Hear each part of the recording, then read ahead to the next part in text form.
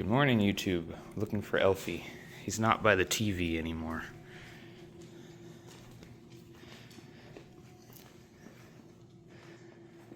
Here we gotta turn on all the lights.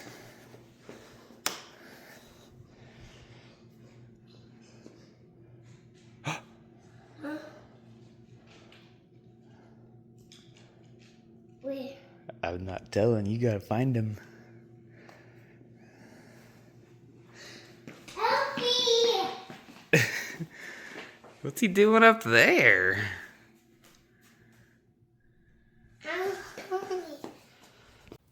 Took Anakin to school, then popped another trophy in Shadow of Mordor. Taking the girls out now before I start work. Beautiful day. First walk of the day. I still have not heard back from the book guy. I kind of think he's going to ghost me, which is really annoying because I've already sent him all the video clips, so theoretically he could just use them and then never pay me, which kind of sucks because we didn't even do a contract. That's on me. Should have done a contract. But anyways, he was annoying anyways. Like, be gone, sir, be gone. You know? I have that creator call at 1. Kind of nervous about it, but kind of not, because it's not like I'm trying to get it. I mean, I am trying to get a job, but I'm not trying to get, like, you know what I mean. I'm not trying to get, like, hired for, like, a full-time 40-hour-a-week job. That'd be cool, though, if he was like, hey, let's do that. I'd be like, yeah, you want me to just be a full-time content creator? Let's do it. But yeah, right. I think my assumption is he shows me his whole process. He tells me the video he wants that's $200.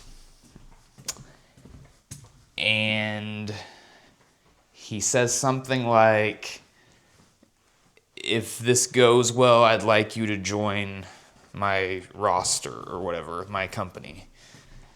Which would be cool because apparently, I've been telling you guys I want to join an agency, and I'm like, couldn't figure out why I couldn't find one, because I keep hearing all these creators talk about agencies. And I've spoken to some agencies, but they're always like super tiny startup agencies, and they have like a tiny roster, and they're still trying to gather brands to work with. Like, if you get one that's already like smooth sailing, then you get consistent work. Like, if there's an agency that's already working with like 1,000 brands, then you're gonna keep getting jobs, you know what I mean? So apparently it's hard to get with an agency. I didn't know that. I was listening to the new episode of my podcast I listened to, and he said everyone's goal is to get on with an agency. Like, if you can get on with an agency, you're golden. So if this guy's an agency, that'd be sweet if I actually got in with one. So how agencies work, you probably already know. Say I'm the agency, and I have all these brands I work with. I have like 1,000 brands I work with, right? And then I have a roster of creators that I have access to.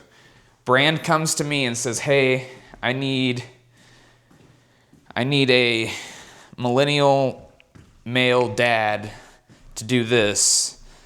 And since they're working with an agency, they'll pay more because they know the agency's already done the work of making sure that creator's good. Because that's what keeps the pay low, is if someone has never worked with you before, they don't want to give you a lot of money. So agency will be like, hey, here's $500. We need millennial male dad. And then the agency reaches out to me and says, hey, do you want this job? And then I'm like, yeah, I'll take it. And then I do it. They pay the $500, and the agency gets like 10 or 20% of that or something like that. So I end up getting, what is 20% of 500? Is it 100? I think it's 100. So I end up getting a $400 deal right there. So I understand when people are like, they're trying to take a cut of your money, but like, if I'm getting $400 deals just constantly fed to me, that is worth giving an agency a commission rather than me doing a whole bunch of these $100, $150 deals that I'm having to like, that I'm having to go out of my way to get myself. Or deals like I just have been griping at you about, the $70 deal where this dude sucks. So yeah, they'll be like, if the agency's good enough, you just get constant high-paying gigs rolling in because those brands know that this agency's roster is good. They've worked with that agency before. So that's what I'm hoping that that's what this call is today. I would love that. That'd be sweet. But it's kind of nerve-wracking because it's like the next step up, you know? Like once you go from gifted to paid, that's the next step up, and you're like, ooh, they're giving me money now, I can't screw this up. And then when the pay goes up, oh, they're giving me more money now, I can't screw up. It keeps going, and then you get on with the agency, it's like, woo, I have someone's rep, like if I look bad, it'll make that agency look bad. And then the agency probably won't work with me anymore because they don't want to look bad to these brands, you know? Like that brand's gonna be like, I don't trust your creator roster, like that video was horrible. So this might be a break, might be a big break. I don't know why else I would need a Google Meet call over this. Like why else would you do a call? You know what I mean? For one video. I don't know. I mean, maybe he just really wants one video. Maybe he just wants that video to be really good. I don't know. But I'm excited, I'm nervous. And we'll find out today, I don't know. I popped a Shadow of Mordor trophy today. If you don't know this about me yet, I'm not as bad as I was. I consider myself a trophy whore. Like, I would pick PlayStation games over every other system just so I can get the trophies. Like Bayonetta on PS3 is the jankiest version of Bayonetta, but I played through that version so I could get trophies instead of achievements, like on Xbox or Nintendo platform with no achievements. So I'm not that bad anymore. Like now, I will go whichever version of the game is better, regardless of trophies or achievements. That's my, I've switched that up. Especially if I don't plan on getting the platinum, which a platinum is, if you get all the trophies, you get this platinum trophy and you can flex it, basically. And Lena and I have had this long-standing, like, competition, like, she will only play PlayStation. Like, if she can't get trophies, she won't play the game at all. I've tried to get her to play Zelda. She will not touch it because there's no trophies. A few times I've gotten her to pivot and play a Xbox game just because it was only on Xbox and she wanted to play it bad enough. Like when the first Tomb Raider reboot came out, she played on Xbox because she's a Tomb Raider fangirl, played them all growing up on PlayStation. So she played that, but then she just turned around and played it on PlayStation when it came out later and got all the trophies too. I'm trying to get the platinum on Shadow of Mordor. I usually play a game. I'm not the type that's like, I hate this game, but I'm gonna get the platinum anyways. No, I'm like, if the platinum isn't too annoying and I like the game enough, I'll go for it. And that's how Shadow of Mordor is now. So the trophy I popped today was I had to let a regular enemy kill me. And then when he kills me, he gets promoted to a captain. Then when he was a captain, I went and fought him and I branded him, like I brainwashed him during combat. And that was the trophy. It's like, brand a captain who killed you, or like you died and promoted him to captain or something like that.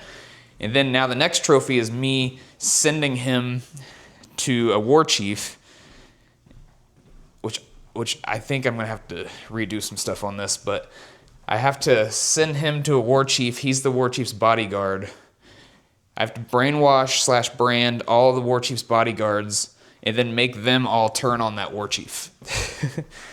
So that's the next trophy I'm going after. So yeah, I'll keep you guys updated on my trophy hunt. If you don't care, sorry, just fast forward, I guess, I don't know. So I was watching Clintis TV's vlog. He's probably my favorite vlogger. Real cool dude. If you like daily vlogs, definitely go check him out. He's a dad. He's got a daughter that's 21 and a son that's 18, I think. and he streams on Twitch. He used to be a full-time YouTuber, full-time YouTube vlogger back in the day before the algorithm changed and kind of screwed him. So I'm telling you who he is because I'm about to say something that he was talking about. So whenever he got big on YouTube, he posted a dirt bike video, like his son riding dirt bikes. That video went viral, so he got a bunch of viewers, subs. Then the people who were watching that video got fed his other videos, so he just kept growing, growing, growing. He has like 812,000 subscribers now. So that's how the algorithm used to work. It used to feed you the channel you like.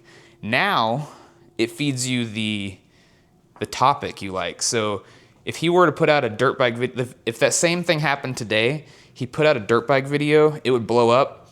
And then all those people that love that dirt bike video, they would just get a bunch of other dirt bike videos. They wouldn't get his other videos, if that makes sense. So he's wanting to hit 1 million subscribers, and he's kind of torn because he feels like the daily vlogging isn't growing the channel very well because he's not playing the game, right? He thinks he needs to make every video its own subject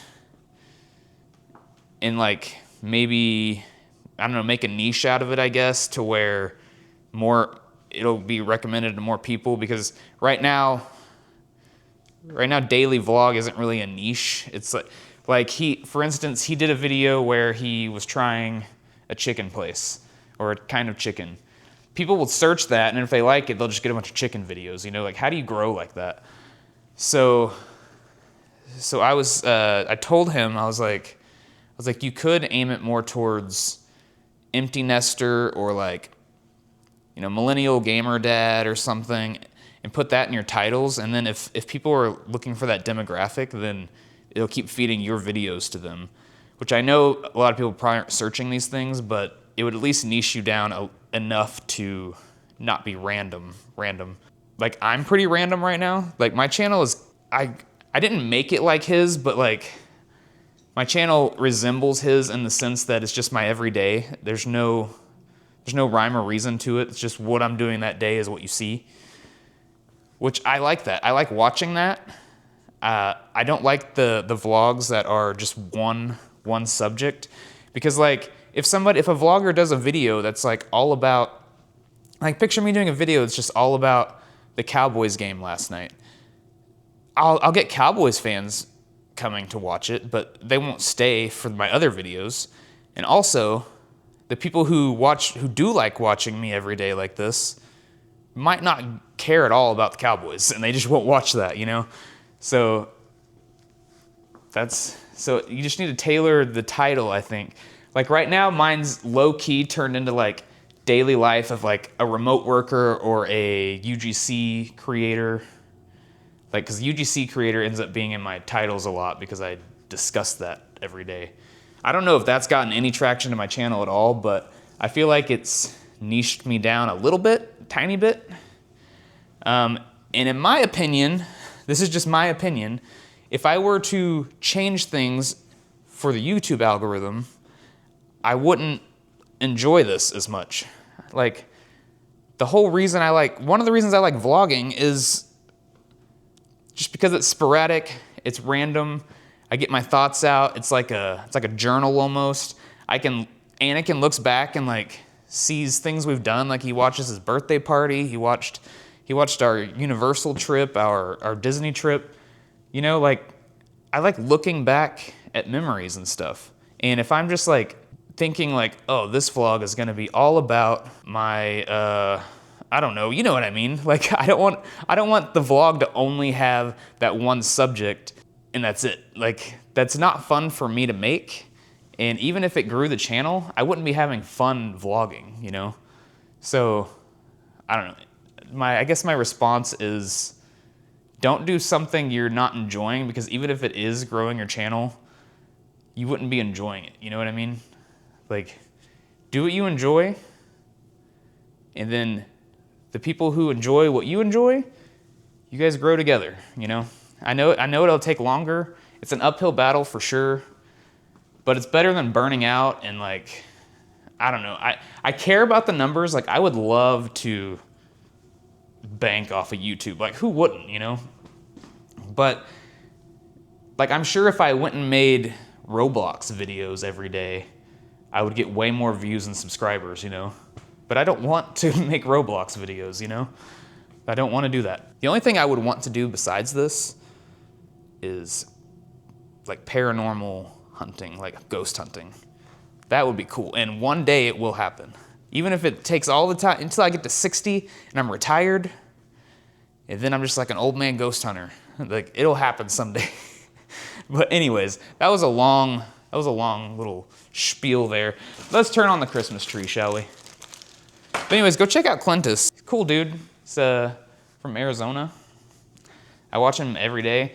I mean, he thinks his vlogs are boring sometimes and like his routine's boring, but I don't find it boring.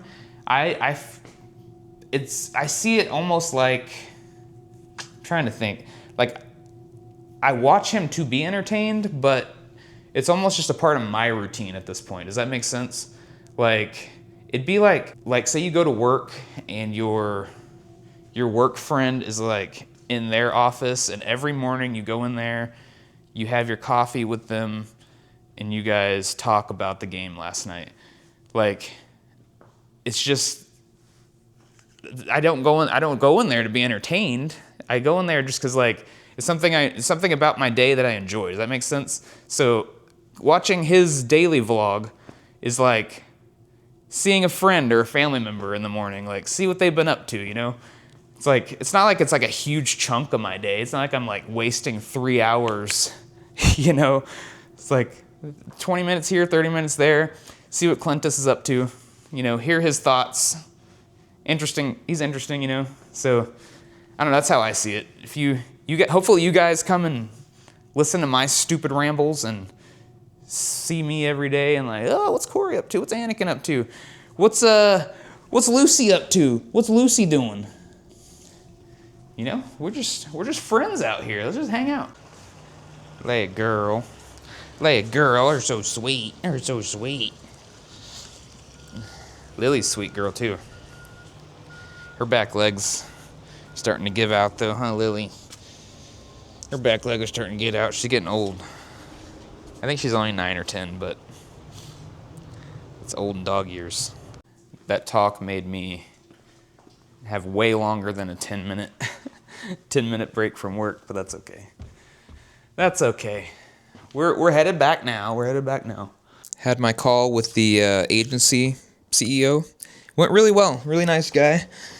He said they have a roster of creators in the UK and in the US, and they had someone that was going to do this project, but he backed out or he wasn't the right fit or something. So they posted on Reddit and went through all the applications and picked me for some reason. But that's pretty cool. And I might also get into his creator roster. That'd be cool to get work from them every month. At first, I thought it was kind of weird to do like a interview kind of process, but like I said earlier, if you're in an agency, your creators represent you, so it's like you want to make sure that you're not just giving the job to some random person, you know? So yeah. You don't want to just be like, yeah, and then especially a company, he said he's been working with that company for a few months now, so you don't want to burn them. They're bringing you business over and over again, so it's understandable.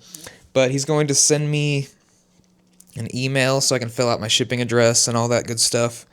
And I'm going to get the item in the mail at some point. He said before Christmas probably.